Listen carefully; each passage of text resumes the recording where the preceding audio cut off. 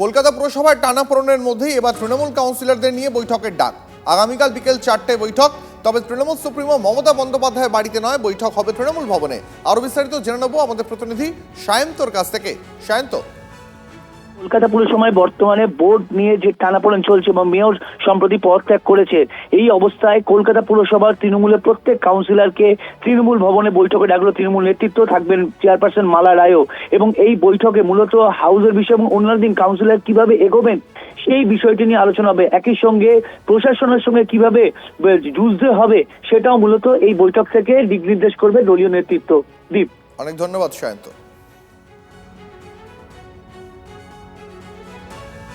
পরের খবরে নজর রাখবো। বিধাননগর পুরসভা এবার প্রশাসক বসানোর সিদ্ধান্ত রাজ্যের পুর এবং নগরায়ণ দফতরের। শনিবার বিজ্ঞপ্তি জারি করেছে পুর নগরায়ণ দফতর। আরো বিস্তারিত জেনে নেব। প্রদীপ্ত আমাদের সহকর্মী রয়েছেন আমাদের সঙ্গে।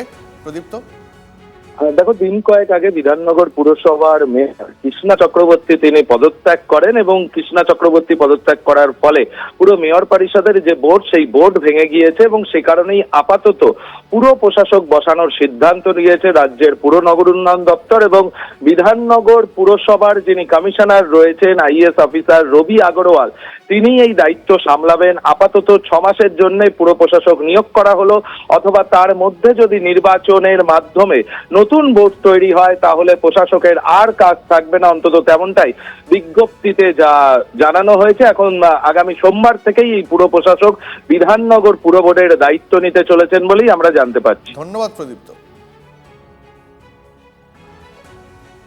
গ্রেফতার তৃণমূল কংগ্রেসের আরো একজন প্রাক্তন বিধায়ক। এবার জালে মেদিনীপুরের প্রাক্তন বিধায়ক সুজয় হাজরা। কিন্তু কেন তাকে গ্রেফতার করা হলো, কি অভিযোগ তার বিরুদ্ধে, জেনে নেব। আমাদের প্রতিনিধি দেবব্রত রয়েছেন টেলিফোনে। দেবব্রত, দেখো, আজকে তাকে গ্রেপ্তার করা হয়েছে খড়গপুর স্টেশন থেকে। যেটা জানা যাচ্ছে পুলিশ সূত্রে, যে খড়গপুর স্টেশন থেকে তিনি কোথাও বাইরে যাওয়ার চিন্তা ভাবনা করেছিলেন। সেই স্টেশনে কিন্তু ট্রেনে ওঠার আগেই তাকে অ্যারেস্ট করেছে। মূলত তার বিরুদ্ধে জমি কেলেঙ্কারি এবং বিভিন্ন জায়গাতে তোলাবাজির অভিযোগ রয়েছে বলে পুলিশ সূত্রে আমরা যেটা জানতে পেরেছি। ইতিমধ্যে তাকে নিয়ে আসা হয়েছে থানাতে। আগামীকাল কোর্টে প্রডিউস করা হবে বলে পুলিশ সূত্রে খবর। ধন্যবাদ। দীপ, আইন মোতাবেক ব্যবস্থা হবে এবং মেদিনীপুরের আপামর মানুষ, আপামর জনগণ জানেন যে সুজয়বাবু আগে কি ছিলেন, এখন কি হয়েছে। সেই জন্য প্রত্যেকটা জায়গা থেকে পুলিশের কাছে স্পেসিফিক কমপ্লেন আসছিল। যারা গরিব মানুষের টাকা লুট করেছে, যারা বেআইনিভাবে বিভিন্ন জায়গায় জমিন দখল করেছে, তাদের যেন উপযুক্ত শাস্তি হয়। এটা মেদিনীপুরবাসীর কথা, এটা আমার কথা না। 15 বছর ধরে অত্যাচার, পালাবদল হতেই পরপর জালে তৃণমূল নেতা। লাইনে আর কতজন? ইঙ্গিতপূর্ণ মন্তব্য করলেন দিলীপ ঘোষ। দেখুন না, এই সিরিজ চলবে, জেলে জায়গা হবে না, নতুন জেল বানাতে হবে, মন্তব্য মন্ত্রী দিলীপ ঘোষের। শুরু, দেখুন না, সিরিজ চলবে, জেলে জায়গা হবে, নতুন জেল বানাচ্ছি আমরা। দুষ্কৃতীদের ঠান্ডা করতে এবার কড়া বার্তা মুখ্যমন্ত্রী। তৃণমূল আমলের যে সমস্ত দুষ্কৃতীরা ছিল তারা একে একে পালিয়েছে। যে কয়েকটি রয়েছে সেগুলি আমার ওপর ছেড়ে দিন, পরিস্থিতি আরো বদলাবে, দেখতে থাকুন, রাজ্যবাসীকে আশ্বস্ত করলেন মুখ্যমন্ত্রী। बदल रहा है ना।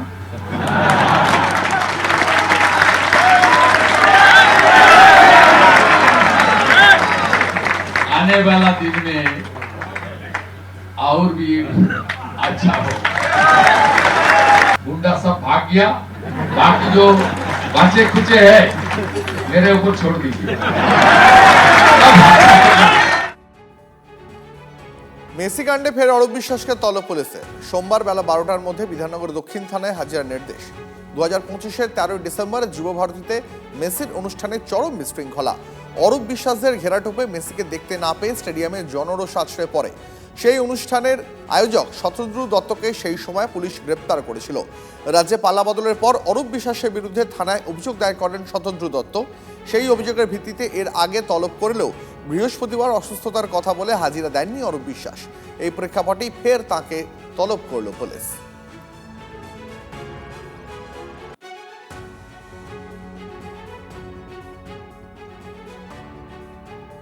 অরূপ বিশ্বাসকে তলবের পর কি জানিয়েছিলেন মেসি যে ইভেন্ট, তার আয়োজক শতদ্রু দত্ত, শোনাবো আপনাদের। আমি আপনাকে নাম করে বলছি, অরূপ বিশ্বাস আমাকে টিকিট তো ছেড়ে দিন, উনি গাছ জোর করে অনেক টিকিট আমার থেকে নিয়েছিলেন বা নিচ্ছিলেন, চাপ দিচ্ছিলেন। তার এগেনস্টে আমি স্পোর্টস মিনিস্টারকে চিফ মিনিস্টারকে একটা ইমেলও করেছিলাম যে উনি 20% করে টিকিট চাইছেন, আমি কী করে দেবো। মানে সেটা কি এই প্রোগ্রামের আগে আপনি মেল আগে কোনো কিছু পরের গল্প না, আমি আগে ওনাকে ইমেল ডকুমেন্টেড।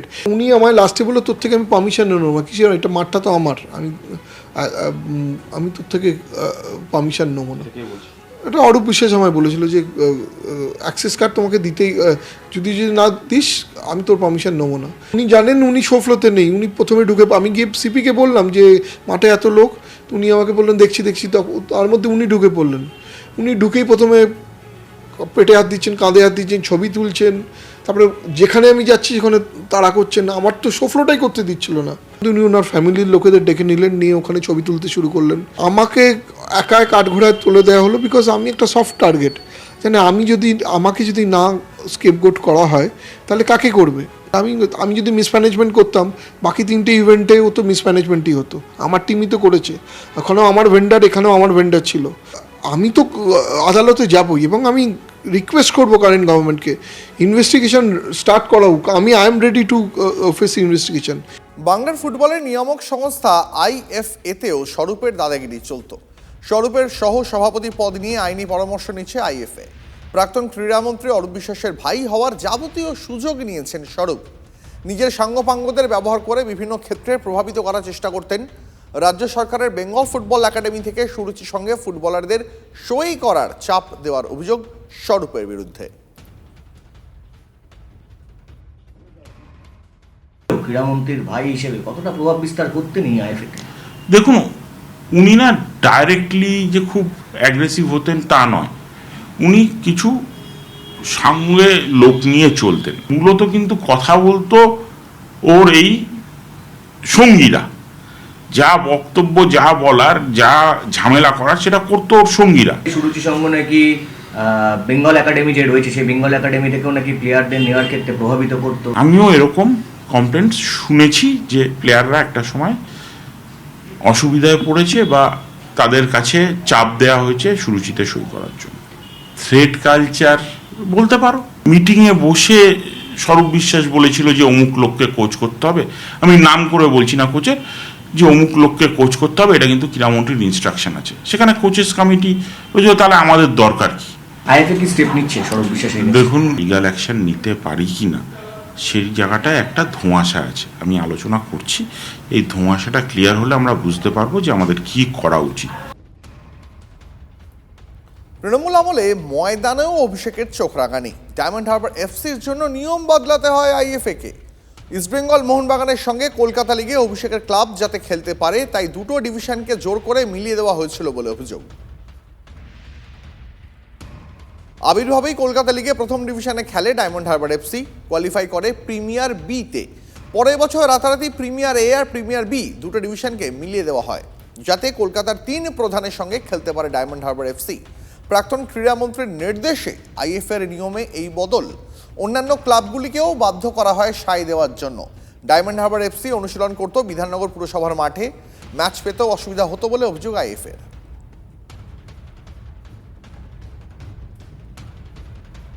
হারবার এফসির প্রভাব আইএফএতে কতটা ছিল? মানে 13 থেকে 26 হয়ে গেল একটা টিমের জন্য প্রিমিয়ারে। যদি তারা প্রভাবিত করতে পারে তাহলে তারা প্রভাবিত করেছে। সে কারা প্রভাবিত করেছিল? আপনি বলছেন ডায়মন্ড হারবার, তো এতগুলো ক্লাব আছে, তাদের যদি তারা প্রভাবিত করে থাকে, এবং তার মধ্যে তো 2জন অফিস বেয়ারও ছিল, আমাদের 2-3জন যারা এই ব্যাপারে কথা বলতো। তিনি কি কোনোভাবে বলেছিলেন যে ডায়মন্ড হারবার এফসিকে খেলানোর জন্য লিগের টিমের সংখ্যা বাড়াতে হবে? এই যে ব্যাপারটা করার একটা প্রচেষ্টা, এর একটা বার্তা আমার কাছে এসেছিল। আমার মনে হয়েছিল যে এটা হয়তো উনি চান, এবং সেই বার্তাটা কে বিভিন্নভাবে আমার কাছে পৌঁছেছিল। কে চেয়েছিল? ক্রীড়ামন্ত্রী, তৎকালীন ক্রীড়ামন্ত্রী। তৎকালীন ক্রীড়ামন্ত্রী। বিধাননগর পুর নিগমের মাঠ যারা দীর্ঘদিন ধরে দখল করে রেখে খেলতো, আপনার কাছে সেই কথাগুলো আসতো? মাঠ চাইলে পেতেন? আইএফএ পেতো মাঠ চাইলে? আমি কিছু ম্যাচের জন্য মাঠ পেয়েছি, কিছু কিছু সময় আমার মাঠ দেওয়া হয়নি। বিধাননগর থেকে বলছে যে মাঠ অ্যাভেলেবেল নয়।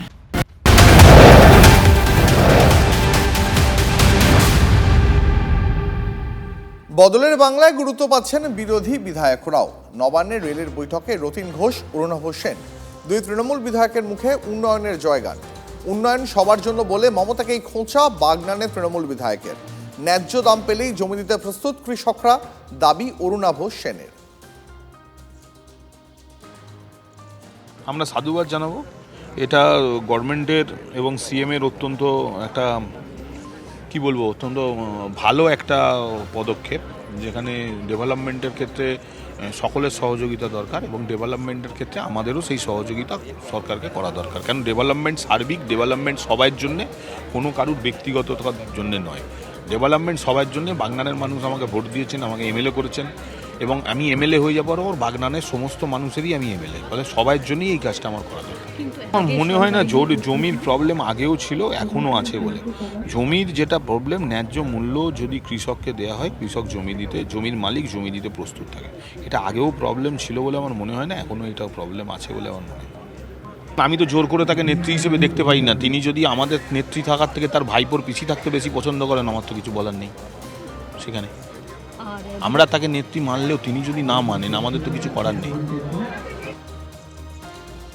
এদিকে নিজের এলাকার দাবি দাওয়া তুলে ধরলেন মধ্যমগ্রামের তৃণমূল বিধায়ক। আপনি তো দেখলাম যে আপনি নিজে রেলমন্ত্রী এবং মুখ্যমন্ত্রীর সঙ্গে কথা বললেন, একটা কিছু কাগজ দিলেন, বিষয়টা আমাদের মাননীয় মুখ্যমন্ত্রী এবং রেলওয়ে মন্ত্রী দুজনে মিলে যার যেখানে যে সমস্যা আছে সেটা শুনেছেন এবং প্রয়োজনীয় ব্যবস্থা নেবেন এটা বলেছে। আমাদের কিছু দাবি আছে, সেই দাবিটা আমরা বলি, মানে এখানে যাদের রেল কানেক্টিভিটি আছে তাদেরই ডেকেছি, আর কেউ দেখিনি আমি। এটাই তো হওয়া উচিত, সারা ভারতবর্ষেই এটা হতো, শুধু পশ্চিমবঙ্গ এটার বাইরে ছিল, এটাই হওয়া উচিত।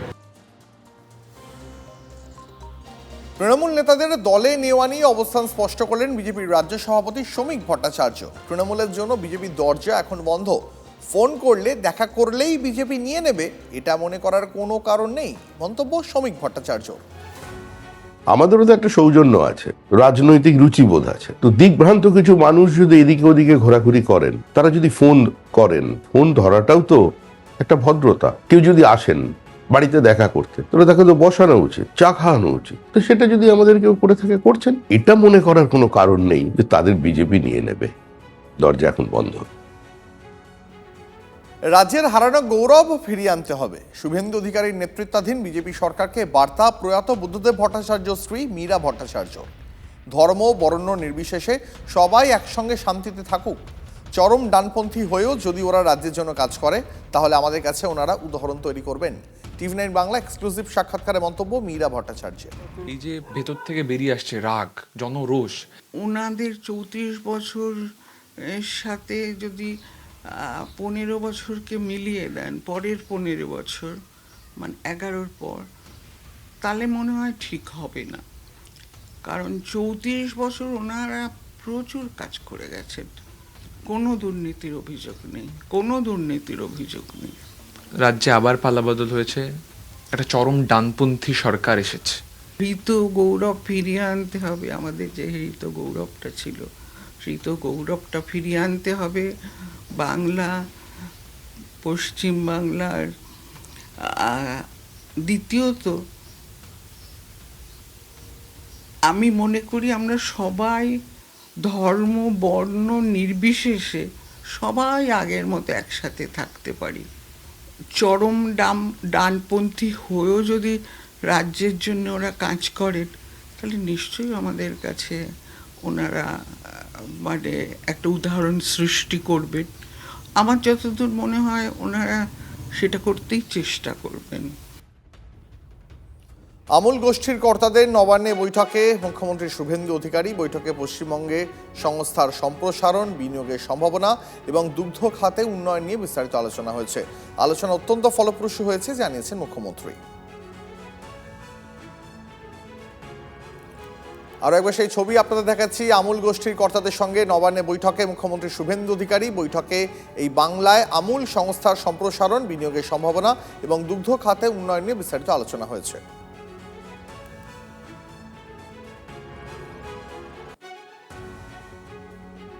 রাজ্যের শিল্পায়নে গতি আনতে উদ্যোগী বিজেপি সরকার। লার্সেন অ্যান্ড টিউব্রোর এমডির সঙ্গে বৈঠকে মুখ্যমন্ত্রী।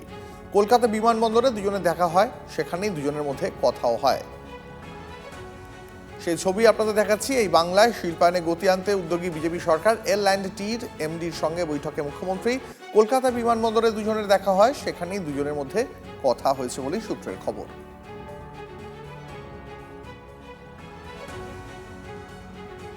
এই রাজ্যে আগে শিল্পের পরিবেশ ছিল না, উন্নয়ন থমকে গিয়েছিল, কিন্তু অতীত এখন শুধুই অতীত। আসুন রাজ্যে বিনিয়োগ করুন, শিল্পপতিদের আহ্বান মুখ্যমন্ত্রী শুভেন্দু অধিকারীর। नहीं है, यहाँ इन्वेस्टमेंट नहीं है, यहाँ बिजनेस फ्रेंडली एनवायरनमेंट नहीं था, यहाँ पुलिस का डर बन गया था, यहाँ राजनीतिक पॉलिटिकल वायलेंस था, यहाँ तुष्टीकरण का राजनीति था।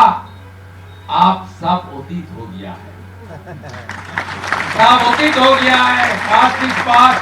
आप सब आइए, बंगाल को फिर एक बार मजबूत करने का काम, खड़ा करने का काम सब लोग मिल के करें और मुख्यमंत्री के ऊपर अच्छा करके गुरुजी का आशीर्वाद रहना चाहिए। আর এই মুহূর্তে যে খবরে নজর রাখবো, তৃণমূল নেতা অনুব্রত মণ্ডলের বিরুদ্ধে এবার অভিযোগ দায়ের শান্তিনিকেতন থানায়। অনুব্রত মণ্ডলের বিরুদ্ধে অভিযোগ দায়ের, বিস্তারিত জেনে নেব প্রতিনিধি হিমাদ্রির কাছ থেকে। হিমাদ্রি, কেন অনুব্রত মণ্ডলের বিরুদ্ধে অভিযোগ দায়ের হলো, কে এই অভিযোগ করলো? দেখো, অভিযোগকারী শুভেন্দু বিকাশ মণ্ডল 2021 সালে ভোট পরবর্তী হিংসার যে সমস্যা চলছিল বীরভূম জেলায়, অনুব্রত মণ্ডল সহ 13 জনের নামে শান্তিনিকেতন থানায় অভিযোগ দায়ের করা হয়েছে। কারণ এই শুভেন্দু বিকাশ মণ্ডল তার একটি ইট ভাটা ছিল, সেখানে অনুব্রত মণ্ডলের তৎকালীন সাকরেত যিনি কঙ্কালীতলা পঞ্চায়েতের মামুন শেখ উপপ্রধান রয়েছেন, তার বিরুদ্ধে অভিযোগ যে তখন প্রায় শতাধিক ট্রাক্টর নিয়ে তার ইট ভাটা এসেছিল এবং সেই সমস্ত ইট ভাটার সামগ্রী, ইট সহ বিভিন্ন সামগ্রী লুট করে নিয়ে যাওয়া হয়েছিল। এবং তখন 3 লক্ষ টাকা হলেও এখন প্রায় তার আনুমানিক বাজার মূল্য প্রায় 30 লক্ষ টাকা। এবং সেই টাকা ক্ষতিপূরণ চেয়েই কিন্তু ইতিমধ্যে শান্তিনিকেতন থানায় অভিযোগ দায়ের করা হয়েছে। তিনি এটাও বলছেন যে এর আগেও তিনি শান্তিনিকেতন থানায় অভিযোগ করেছিলেন, কিন্তু তৎকালীন তৃণমূল সরকারের আমলে তিনি কোনো বিচার পাননি। এখন যিনি মুখ্যমন্ত্রী রয়েছেন। ধন্যবাদ তোমাকে। পালাবদলের বাংলা স্থানেই বাংলাদেশি অনুপ্রবেশকারীদের ইতিমধ্যে দেশে ফিরতে শুরু করেছে অবৈধভাবে ভারতে ঢোকা বাংলাদেশিরা। কোচবিহারের ভারত বাংলাদেশ সীমান্তের চ্যাংরাবান্ধায় ভিড় অনুপ্রবেশকারীদের। নিজেদের নাগরিকদের দেশে ফেরত নিতে অস্বীকার করছে বাংলাদেশ। নাগরিকদের বাংলাদেশে ঢুকতে বাধা দিচ্ছে বর্ডার গার্ড বাংলাদেশ। ভারত বাংলাদেশ কোচবিহার সীমান্তে ব্যাপক উত্তেজনা। রাজ্য সরকারের নির্দেশে কোচবিহারের চ্যাংরাবান্ধায় তৈরি করা হয়েছে হোল্ডিং সেন্টার। নিজের দেশে ফেরার জন্য বিএসএফ এর কাছে আত্মসমর্পণ করেছেন বেশ কয়েকজন বাংলাদেশি। ভারতে অবৈধভাবে ঢোকা বাংলাদেশিদের ফেরত পাঠানোর ব্যবস্থা করে বিএসএফ। তখনই বর্ডার গার্ড বাংলাদেশের বিরুদ্ধে বাধা দেওয়ার অভিযোগ। সীমান্তে কড়া নজরদারি চালাচ্ছে বিএসএফ। আপনাদের জানিয়ে রাখবো, রক্ষণাবেক্ষণের জন্য রবিবার দিনভর বন্ধ থাকবে দ্বিতীয় হুগলি সেতু। রবিবার ভোর 5টা থেকে রাত 9টা পর্যন্ত বিদ্যাসাগর সেতু বন্ধ থাকবে। নিয়ন্ত্রণ করা হবে যান চলাচল।